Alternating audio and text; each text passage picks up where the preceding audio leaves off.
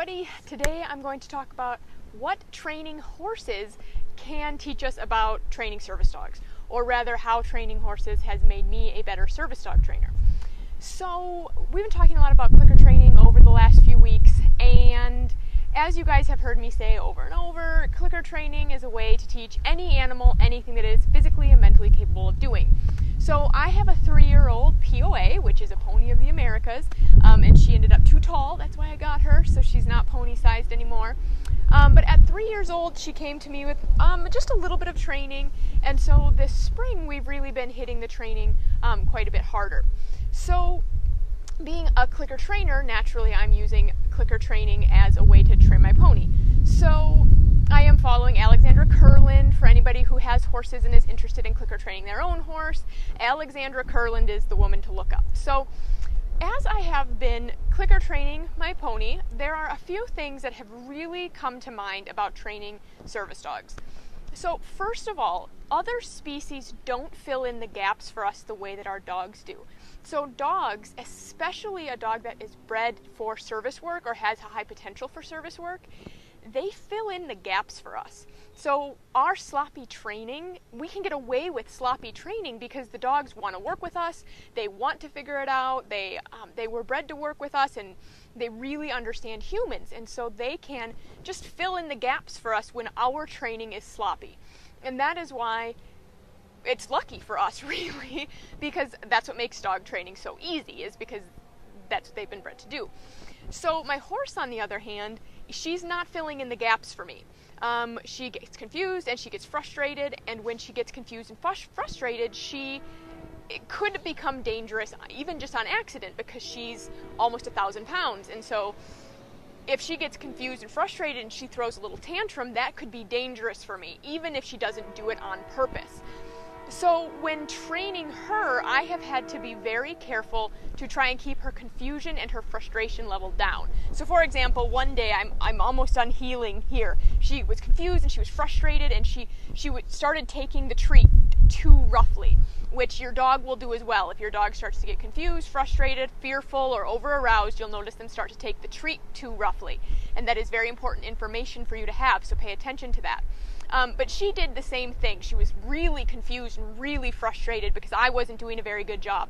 And so she bit me on accident. As she was taking the treats, she bit me, but she's a horse and it really hurt, and I had a nice blood blister there. So when I'm training her, I have to be especially conscious of keeping her frustration level down and her confusion level down. And you do that by making sure that your rate of reinforcement is high, your criteria is in small little chunks, and your shaping staircase makes sense.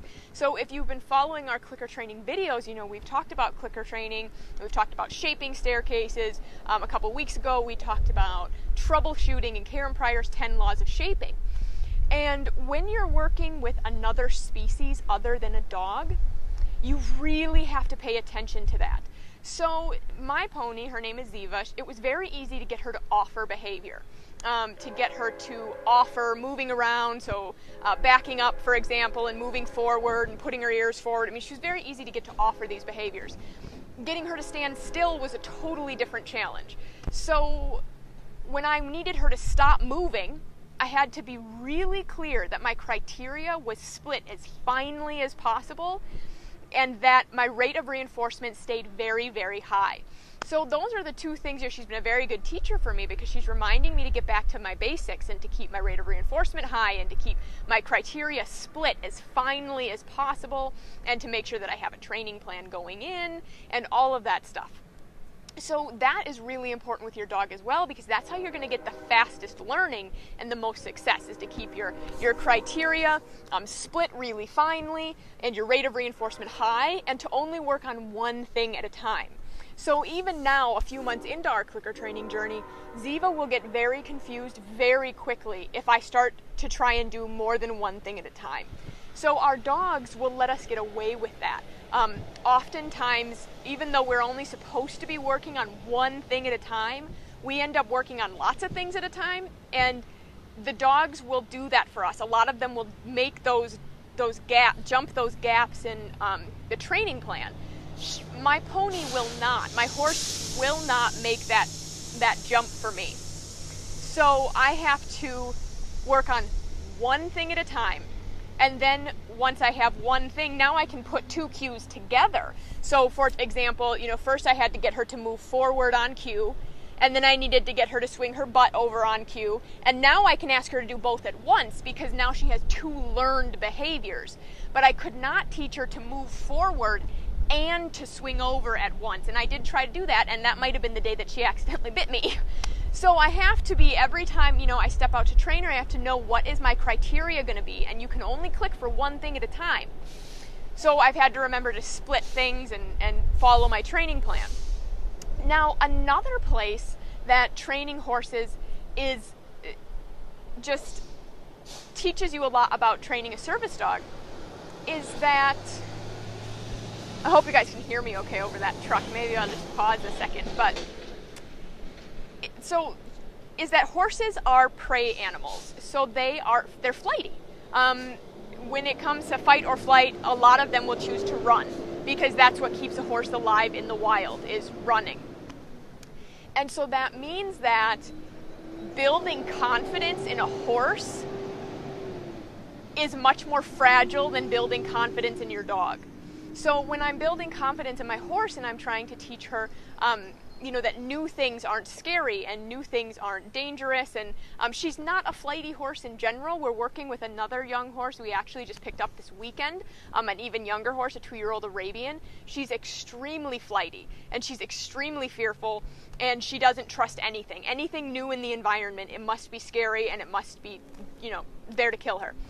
So when we're working with horses like that, again, we have to really keep our criteria small. We have to keep our rate of reinforcement high. We have to be very, very creative. So your dog is the same way. When he's fearful of something, now if your dog is fearful of everything, then it may not be fair to have him become a service dog, unless he's young and he could be going through a fear period. But I want you to realize that just because your dog is afraid of something doesn't mean you have to wash him out, okay? You can get over fear in general. I don't think I've ever trained a service dog that we didn't have to work through some kind of fear. So, now if your dog is, more of like a generalized anxiety, like this little Arabian that we just picked up, it wouldn't be fair for us to ask this Arabian to become a service animal because she doesn't really have the personality for it. Now, my pony, my horse, she is not flighty in general, but there are still things that scare her. And because she's a horse, when something scares her, she figures she ought to run from it. So we are trying to revamp how she feels about that. And targeting is one of the best ways to do that. So you can learn about targeting in previous videos and in our free ebook, which you can get in the description. But targeting is an excellent way to get animals over their fear. So what we're doing with this little Arabian is we've taught her to touch a target, which first of all was just our hand. So she knows target's our hand. And then over the next couple of weeks, we're going to put that on a verbal cue and then have her start touching other things so that you can point at anything and tell her target, and hopefully she'll go and touch it. And that will help her start to build confidence and see that things aren't scary. Now, because I said, remember, with horses, we have to really keep our criteria very small. We aren't going to just ask her to, walk up to the scariest thing out there and touch it. We're going to start with things that are just a little scary and then, work our way up in the same way we would shape something. So targeting can be an excellent way to get any animal over their fear if we can teach them to touch things with their nose, because now we have an operant behavior. We have an animal who is, thinking, okay, that thing is a little bit scary, but if I touch it, then I could get a treat for that. And so we can really build their confidence that way. And one more thing that I want to touch on today, and we're going to go in depth in another video, is how important your relationship with the animal you're training is. So with your service dog, I cannot express enough how important your relationship with your service dog is, because he has to trust you. He has to want to be with you. You have to have a strong relationship or you're not going to be successful. So when we think about relationship building, we think about it like a bank account. When you put a deposit in, when you have a good interaction, so you give them a treat, you give them food, you scratch them, you play with them, you put a deposit in, right? We build our bank account. Whenever you do something that scares the animal, that the animal doesn't like, maybe you punish it, you trim your dog's toenails, those take deposits out. So that happens with your dog. And science now I think they're up to like, it takes 5 good interactions to offset 1 bad interaction. And it might even be higher than that. I should have looked before I filmed this video, but I think I just read an article that said they've changed it to like 10. So that means that if you step on your dog's foot on accident, you have to have at least 5 good interactions to offset that.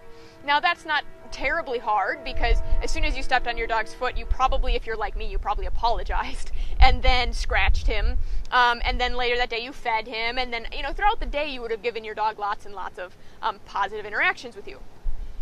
Horses are a little bit different, partly because they don't live in the house with us, so the opportunities to have positive interactions are lower. Just because, you know, I spend probably 12 hours a day with my dogs, and I probably spend 2 hours a day with my horses. So there's just not as much time to get in these positive interactions. But there is something about working with a prey animal like a horse, especially one who's flighty, like this Arabian we brought home, or Jessica has a thoroughbred who she keeps at my place, and him and my relationship bank, ours is always pretty close to 0. Him and Jess have a great, you know, bank account. He loves her, but ours tends to hover towards close to 0. And since ours hovers close to 0, he doesn't like me very much, and he doesn't trust me at all. So I bring him food, and he figures that's it. So him and I should probably work on our relationship this summer too. But what I see with him and my horsey and our Arabian is that when we have a bad interaction, if I lose my temper with them, for example, or if they step on my foot and I smack them to get them off me because it really hurts to have a 1,000-pound animal step on your foot, you can see the damage to the relationship bank account happen. You can see the animal doesn't trust you for the next few minutes. You can see them treating you like a threat. And so my pony, my horse, if I lose my temper with her, I smack her for stepping on my foot, or we have some kind of bad interaction like that, she forgives me within a few minutes. Within a few minutes, she calms back down and she's okay, because we have a very, very padded bank account, because I spend lots of time with her. Jessica's horse, on the other hand, if I do have a negative interaction with him, it could be days before he looks at me like I'm not a threat anymore. And that's because, like I said, the thoroughbred in our bank account hovers around 0, okay? Maybe we're in the positives, but just barely. So our bank account isn't full enough to offset bad interactions that we have. Whereas my horse and me, we have a much more padded bank account, and so if we have a negative interaction, there's enough padding in that account for it not to have any permanent effects. And so when you're training your dog and you're working with your dog, you want to be very,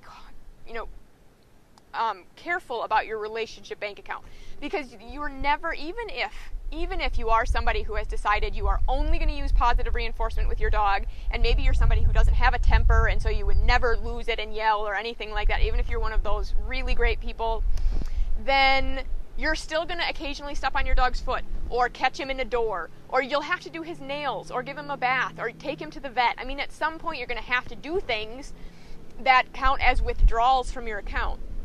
So training the horse is really, really, reminds you how important that bank account is and how fragile it is.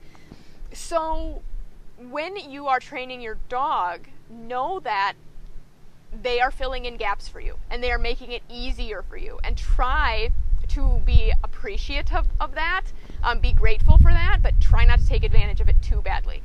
So if you want to become if you really want your flaws thrown in your face like they were with me when I started training my pony this spring, try training in different species, because they really make you be a lot cleaner of a trainer, and they make you pay attention to all of that stuff a lot more. So make sure that you download our free ebook on clicker training, and check out the videos before this, the last few weeks of videos, because we've talked about targeting and shaping and problem solving and Karen Pryor's 10 laws of shaping and everything like that. And there are written instructions in our ebook for all of that stuff as well. So let us know if you guys have any questions at all. Definitely get the ebook, and make sure to like and share this video if you enjoyed it. And we will see you guys later.